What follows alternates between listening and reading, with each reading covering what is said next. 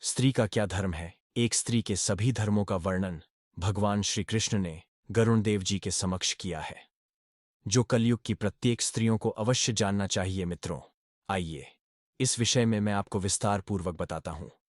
एक समय की बात है मित्रों, भगवान श्री कृष्ण के पास भगवान श्री हरि विष्णु के वाहन गरुण देव जी भगवान श्री कृष्ण के पास आते हैं और भगवान श्री कृष्ण को प्रणाम करते हुए कहते हैं, हे प्रभु, यूं अचानक ही आपके द्वार पर दस्तक देने के लिए मैं क्षमा चाहता हूं। परंतु प्रभु, मेरे यहां पर यूं अचानक ही आने का एक कारण है। हे प्रभु, एक ऐसे विचित्र प्रश्न ने मेरे मन में ऐसा विकराल रूप धारण किया है, जिसका उत्तर ढूंढने के लिए मैं दर दर भटकता रहा। लेकिन मुझे इस प्रश्न का उत्तर मुझे नहीं मिला, इसलिए मुझे आपके पास आना पड़ा। अब गरुणदेव की बात सुनने के बाद भगवान श्री कृष्ण कहते हैं, हे गरुण देव, पूछो कौन सा है आपका वह प्रश्न मुझे बताइए। मैं अवश्य ही तुम्हारी सहायता करूंगा। अब भगवान श्री कृष्ण की बात सुनने के बाद गरुण देव कहते हैं, हे प्रभु, मेरा प्रश्न यह है कि स्त्री धर्म क्या होता है? एक विवाहित स्त्री को कैसे रहना चाहिए?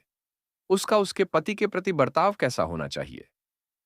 हे प्रभु, मुझे इस विषय में संपूर्ण ज्ञान देने की कृपा करें। अब भगवान श्री कृष्ण गरुण देव की बात सुनने के बाद कहते हैं, गरुड़ देव, वाह! आज तो आपने श्रेष्ठ प्रश्न किया है। यह प्रश्न सभी कलयुग की औरतों के लिए अत्यंत महत्वपूर्ण है।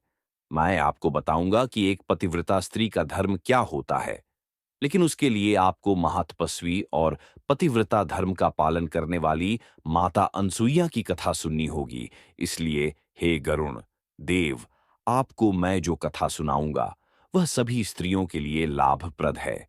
प्रत्येक स्त्री को इन बातों को जानना अति आवश्यक है, इसलिए इस वीडियो को पूरा अंत तक अवश्य देखें।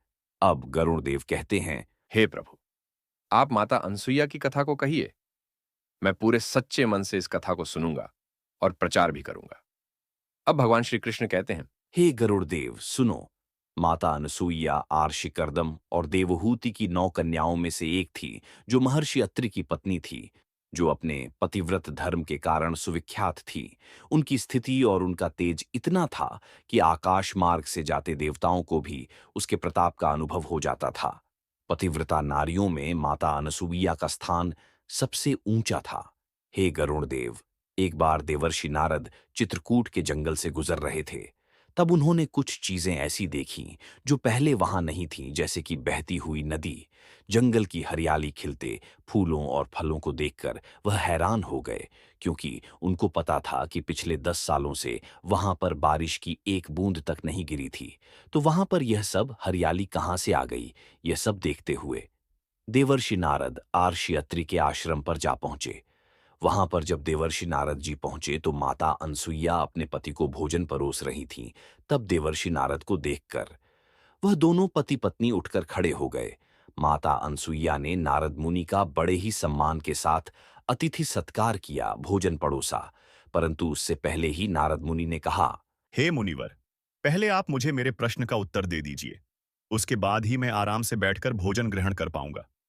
हे मुनिवर, मुझे बताइए कि वन में कल-कल बहती नदी क्या राज है? पहले तो यह नदी यहाँ पर नहीं थी और वर्षा भी 10 वर्षों से नहीं हुई है। तो यह नदी कहाँ से आई? उसी की वजह से भांति-भांति के पुष्प के साथ फल भी इस जंगल में दिख रहे हैं। अब इस बात का जवाब देते हुए आर्षि अत्रि ने कहा, हे महामुनि नारद जी, इस जंगल में रहने वाले सभी जीव परेशान थे, क्योंकि गर्मी की वजह से आसपास के सभी नदी, झरने, कुएं सब कुछ सूख गए थे। मेरी पत्नी अनुसुईया से जंगल के पशु पक्षी की प्यास नहीं देखी जा रही थी। उसकी आंखों के सामने जानवरों को दम तोड़ते हुए देखकर वह रो पड़ती थी। जंगल के साथ साथ जानवरों की रक्षा करने के लिए वह तप करने बैठ गई। उसकी कठिन तपस्या से प्रसन्न होकर सूर्य के सभी देवी देवता प्रकट हुए। देवी अनुसुईया के मांग करने पर सूर्य की मंदाकिनी नदी पृथ्वी पर उतारी गई। उन्होंने अपने पतिव्रत धर्म के पालन और कठोर तप से सभी जंगल के जीवों का उद्धार किया। अब देवर्षि नारद यह सारी बातें सुनकर हैरान रह गए। उन्होंने मुनि अत्रि और माता अनुसुईया को प्रणाम किया और चल पड़े। मित्रों, सभी को पता है कि जो भी देखा सुना अच्छा बुरा उसे तीनों लोकों में फैलाना देवर्षि नारद की तो आदत थी। अब यह बात भी उनको दूर दूर तक पहुंचानी थी। उस दिन माता अनुसुईया कहाँ जानती थी कि एक दिन यह देवर्षि नारद जी उनको कठिन परीक्षा में डाल देंगे। अब देवर्षि नारद जी आकाश मार्ग में विचरण करते हुए सोच रहे थे कि मैं ये बात अब किसको बताऊं। ये सोचकर देवर्षि नारद स्वर्ग की ओर प्रस्थान कर गए। उस समय तीनों देवियां, मां लक्ष्मी, मां सरस्वती और मां पार्वती, तीनों एक ही स्थान पर खड़ी होकर एक दूसरे से बातें कर रही थीं। तीनों देवियां अपने अपने सतीत्व और पतिव्रत धर्म की चर्चा कर रही थीं। जब देवर्षि नारद जी ने तीनों माताओं को एक साथ बातें करते हुए देखा तो देवर्षि नारद मुनि उनके पास जा पहुंचे और माताओं को प्रणाम करते हुए बोले, हे माताओं, माता अनुसुईया के समान पवित्र और पतिव्रता स्त्री तीनों लोकों में कोई और नहीं है। यकीन मानिए, मैं तो उनका दर्शन करके धन्य हो गया हूं। अब तुरंत ही माता लक्ष्मी ने कहा कि हे नारद, क्या वह हमसे भी बड़ी प्रतिबद्धता है? क्या उसका पतिव्रत धर्म हमारे पतिव्रत धर्म से बड़ा है? तब नारद ने कहा, हे माता, मैं क्षमा चाहता हूं, परंतु मैं सच कहता हूं। माता, अनुसुईया जैसा पतिव्रत धर्म तो पूरे ब्रह्मांड में किसी भी स्त्री के पास नहीं है। उसके पास कोई दैवीय शक्ति नहीं है। उनके पति ही उनका हथियार है। हे माते, क्या आप जानती हैं माता, अनुसुईया के पास पति महर्षि अत्रि मुनि जैसा विद्वान मुनि होने के बाद भी उन्होंने अपने सतीत्व के बल पर मंदाकिनी को स्वर्ग से धरती पर उतार लिया है। अब देवर्षि नारद जी माता अनुसुईया के पतिव्रत धर्म की प्रशंसा करते हुए वहां से चले गए। देवर्षि नारद जी की बातें सुनकर तीनों देवियां सोचने लगीं कि आखिर अनुसुईया के पतिव्रत धर्म में ऐसी क्या बात है जो उनकी चर्चा स्वर्गलोक तक हो रही है। पृथ्वीलोक की एक नारी का पतिव्रत धर्म हम देवलोक की नारियों से श्रेष्ठ कैसे नहीं, यह संभव नहीं है। तीनों देवियां मन ही मन अनुसुईया से गुस्सा होने लगीं। उन्होंने सती अनुसुईया के पतिव्रत धर्म को खंडित करने के लिए अपने पतियों के पास जाकर उनका पतिव्रत धर्म खंडित करने को कहा। तीनों देव ने उन्हें बहुत समझाया, परंतु तीनों देवियों ने उनकी एक ना सुनी। अब भगवान श्री कृष्ण कहते हैं, हे गरुण, स्त्री के आगे किसका बस चलता है? ना चाहते हुए भी उन तीनों देवों को राजी होना पड़ा। भगवान ब्रह्मा, विष्णु और महेश तीनों देवों ने साधुओं के वेश धारण करके देवी अनुसुईया की परीक्षा लेने के लिए आर्षि अत्रि के आश्रम पर जा पहुंचे। उस समय माता अनुसुईया आश्रम में अकेली थी। तीनों अतिथियों को अपने द्वार आया देखकर माता अनुसुईया ने बड़े ही सम्मान के साथ उनका आदर सत्कार किया और भोजन ग्रहण करने को कहा। उनमें से एक साधु ने कहा कि हम जानते हैं कि तुम्हारे द्वार से कोई पशु पक्षी भी बिना भोजन किए वापस नहीं जाते। हे माते, हम भोजन अवश्य ग्रहण करेंगे, परंतु हे देवी, भिक्षा ग्रहण करने से पूर्व आप हमारे नियमों का पालन करें। हम अपने नियमों के अनुसार उसी घर से भिक्षा ग्रहण करते हैं जो निसंकोच होकर हमें भिक्षा दें और थप्पड़ मारने जैसा व्यवहार न करके लाज, मर्यादा और संकोच को त्याग कर हमें भिक्षा दें। उन साधुओं के मुंह से यह मांग सुनकर माता अनुसुईया को अपने कानों ऊपर भरोसा नहीं हुआ। उसकी धड़कन बढ़ गई। तब माता अनुसुईया बोली, यह कैसे संभव है? आपकी तो विचित्र मांगे हैं। आपके जैसे प्रश्न हैं, उनके लिए संसार की कोई भी पतिव्रता नारी इस प्रकार की स्थिति के लिए कभी भी तैयार नहीं होगी। कोई भी स्त्री अन्य पुरुषों के सामने अपनी मर्यादा का त्याग कैसे कर सकती है? निर्लज्जता और मर्यादा का पालन न करना, यह तो नारी के दुश्मन होते हैं। और आप आभूषण के रूप में मुझे क्यों देखना चाहते हैं? लगता है आपके मन में कोई खोट है। तब उनमें से एक साधु ने कहा, हे साधुवी स्त्री, हम सच्चे तपस्वी हैं। हमारे प्रति शंका और संदेह करने वाले को हम अपने क्रोध की ज्वाला से भस्म कर देते हैं। तुम जो स्वयं को इतनी महान समझती हो, यदि तुम्हारा मन साफ होता और तुम यदि सच में एक पतिव्रता स्त्री होती तो तुम अवश्य ही हमारी मांग स्वीकार कर लेती। हे स्त्री, तुम यह मत भूलो, यदि तुमने हम तीनों महात्मा को बिना कुछ दिए लौटा दिया तो इसका परिणाम विनाशकारी होगा। अब भगवान श्री कृष्ण कहते हैं, हे गरुण देव। ऐसा कहकर सभी साधु वहां से वापस लौटने लगे। माता अनुसुईया कहाँ जानती थी कि उनकी सतीत्व की परीक्षा का वक्त आ चुका था। वह सोच में पड़ गई, क्या करें और क्या ना करे। अगर साधुओं का कहा नहीं माना तो उनके द्वार से वह वापस चले जाएंगे तो कितना बड़ा पाप होगा, और अगर मैं उनका कहा मान लेती हूं तो उनका सतीत्व भंग हो जाएगा। तब माता अनुसुईया ने आंखें बंद करके अपने पति को याद किया। इस पर उन्हें दिव्य दृष्टि प्राप्त हुई। उन्होंने ध्यान लगाकर देखा तो उनको सारा राज समझ में आ गया। माता अनुसुईया उन सभी साधुओं के वास्तविक रूप को समझ गई। भगवान ब्रह्मा, विष्णु और शिव जी को उन्होंने पहचान लिया। तत्पश्चात माता अनुसुईया ने साधुजनों को रोकते हुए कहा कि महाराज, आप सभी लोग रुक जाइए। तब साधु महाराज ने कहा कि हे स्त्री, क्या हम अपना उपहास करने के लिए यहाँ पर रुके? जब हमारी मांग ही पूरी नहीं हो सकती तो हम यहाँ पर क्यों रुके? तब माता अनुसुईया ने कहा, हे महाजनों, हमारा ऐसा सामर्थ्य कहाँ है जो मैं आपका उपहास कर सकूं, और साधुजनों का द्वार से लौट जाना यह तो उचित नहीं है। हे महाजनों, मुझे आपकी मांग स्वीकार है, किंतु आश्रम के बाहर मैं आपकी मांग को कैसे पूरी कर सकती हूँ? ऐसे मेरे आश्रम की पवित्रता भंग हो जाएगी। आप सभी एक काम करिए, आप सब भीतर कुटिया में पधारिए। अब भगवान श्री कृष्ण कहते हैं, हे गरुण देव, अपनी मर्यादा पतिव्रत धर्म की व्याख्या और साधुओं की मांग पूरी करने के लिए माता अनसुईया के पतिव्रत धर्म और सतीत्व के बल पर जैसे ही उन तीनों देवों ने माता अनुसुईया की कुटिया में प्रवेश किया तो वह तीनों ही 6-6 महीने के शिशु बन गए। उन सुंदर और अलौकिक शिशुओं को देखकर माता अनुसुईया के हृदय में मां सभी भाव बाहर आ गए। तब माता अनुसुईया ने उन सभी बालकों को स्तनपान करवाया और अपनी गोद में खिलाया। जब आर्षि अत्रि आश्रम में पहुंचे तो वह तीनों बालकों को देखकर चौंक गए और बोले। हे देवी, यह बालक कौन है और यह कहाँ से आए हैं? तब माता अनुसुईया ने अपने पति अत्रि ऋषि को सारी कथा कह सुनाई। हे स्वामी, आज मेरी तपस्या पूर्ण हो गई है। तीनों लोकों पर शासन करने वाले त्रिमूर्ति मेरे शिशु बन गए। इन्होंने मेरा स्तनपान किया है। अब मुझे और क्या चाहिए? जब तीनों देव अपने अपने स्थान पर नहीं लौटे तो वह तीनों ही देवियां व्याकुल हो गईं। जब उन तीनों ने अपनी दिव्य दृष्टि से अपने पतियों को शिशु रूप में देखा तो वह तीनों देवियां तुरंत ही आर्षि अत्रि के आश्रम पर आ पहुंची और माता अनुसुईया से माफी मांगने लगी और बोली, हे देवी, जगत में आज तक ऐसा कभी नहीं हुआ, न भविष्य में ऐसा होना संभव होगा। त्रिदेवों को एक नारी अपने पतिव्रत धर्म के बल पर शिशु बनाकर पाले और उन्हें अपने पालने में सुला सके। हम तुम्हारी पतिभक्ति और सतीत्व की श्रेष्ठता को स्वीकार करते हैं। अब हमें हमारे पतियों को लौटा दो। तब माता अनुसुईया ने तीनों देवियों को प्रणाम करके कहा, हे देवियों, वह स्वयं ही शिशु बनना चाहते थे, ऐसी ही उनकी मांग थी। मैंने तो उनकी मांग को आज्ञा समझकर पूर्ण किया है। झूलों में सोने वाले शिशु अगर आपके पति हैं तो वह मेरे पुत्र भी हैं। मैं आपको उन्हें क्यों दूं?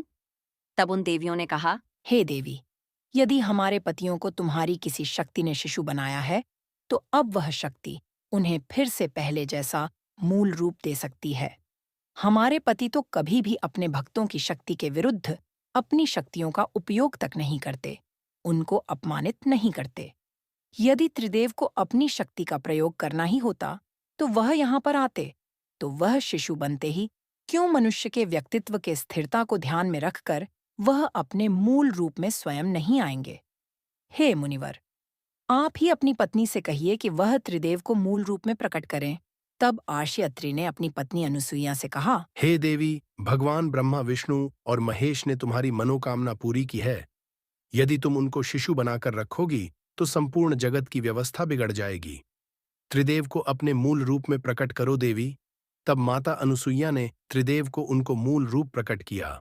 उसके पश्चात त्रिदेवों के द्वारा सती अनुसुईया की परीक्षा से प्रसन्न होकर बोले, हे देवी, आप हमसे कोई भी वरदान मांग लो। अवसर पाकर माता अनुसुईया ने कहा कि हे त्रिदेवों, हम निसंतान हैं। आप सभी हमारे घर बालक बनकर पुत्र के रूप में आए। माता अनुसुईया की बात को वह तीनों त्रिदेव मान गए। उन्होंने तथास्तु कहा और अपनी पत्नियों के साथ अपने अपने लोक को प्रस्थान कर गए। अब भगवान श्री कृष्ण कहते हैं, हे गरुण देव, उन तीनों त्रिदेवों के आशीर्वाद से माता अनुसुईया को दत्तात्रेय, दुर्वासा, चंद्रदेव जैसी 3 संतानों की प्राप्ति हुई। दत्तात्रेय को भगवान विष्णु का अवतार माना जाता है। वे त्रिदेवों ब्रह्मा, विष्णु, शिव के सम्मिलित रूप के प्रतीक हैं। दत्तात्रेय ज्ञान, योग और तपस्या के प्रतीक हैं और उन्हें कई हिंदू ग्रंथों में महान गुरु के रूप में वर्णित किया गया है। दुर्वासा आर्षि को भगवान शिव का अंश माना जाता है। वे अपने क्रोध और तपस्या के लिए प्रसिद्ध हैं। दुर्वासा आर्षि ने कई पौराणिक कथाओं में महत्वपूर्ण भूमिका निभाई है, जैसे कि देवी सती और शिव की कथा में चंद्रदेव को ब्रह्मा का अंश माना जाता है। वे चंद्रमा के देवता हैं और उन्हें वैदिक साहित्य में महत्वपूर्ण स्थान प्राप्त है। चंद्रदेव को सौंदर्य, शीतलता और वनस्पतियों का प्रतीक माना जाता है। अब भगवान श्री कृष्ण कहते हैं, हे गरुण देव, अब तो आप समझ ही गए होंगे कि एक पतिव्रता स्त्री क्या कर सकती है। जब पतिव्रता स्त्री के घर के अंदर प्रवेश करते ही त्रिदेव बच्चे बन गए, तो आप सब समझ सकते हैं कि एक पतिव्रता सती स्त्री कैसी होती है। हे गरुण देव, मैं आपको बताता हूं कि एक पतिव्रता स्त्री को कैसे अपने पति की सेवा करनी चाहिए, या स्त्री का धर्म क्या होता है। हे गरुण देव, वही स्त्री परम पद में आरूढ़ होती है जो अपने पति को भगवान का स्वरूप समझती है। उसके लिए उसके भगवान उसके पतिदेव ही होने चाहिए। भगवान सब में विराजमान होते हैं। यदि स्त्री अपने पतिदेव में ही भगवान को मान ले तो उस स्त्री का सब कुछ पूर्ण हो जाता है, स्त्री धर्म भी और भगवान की भक्ति भी। परंतु हे गरुड़ देव, ऐसा नहीं कि पत्नी पति को भगवान माने और पति पत्नी को दुर्लक्ष्य समझे। ऐसा नहीं, पति को भी पत्नी के प्रति भी भगवत का भाव रखना चाहिए, क्योंकि उसमें भी भगवान विराजमान है। पत्नी को चाहिए कि पति की आज्ञा से रहे, उनकी सेवा में रहे, उनके अनुकूल रहे। पति को प्रसन्न रखना पत्नी का परम कर्तव्य होता है। ऐसे ही पत्नी के प्रति पति का भाव भी होना चाहिए कि वह भी अपनी पत्नी को प्रसन्न करने की चेष्टा करे। तभी गृहस्थ धर्म परिपूर्ण माना जाता है। जो पत्नी अपने पति को ईश्वर मानती है उसे पतिव्रता कहते हैं। जो स्त्री पतिव्रता होती है वह परम पद में आरूढ़ होती है।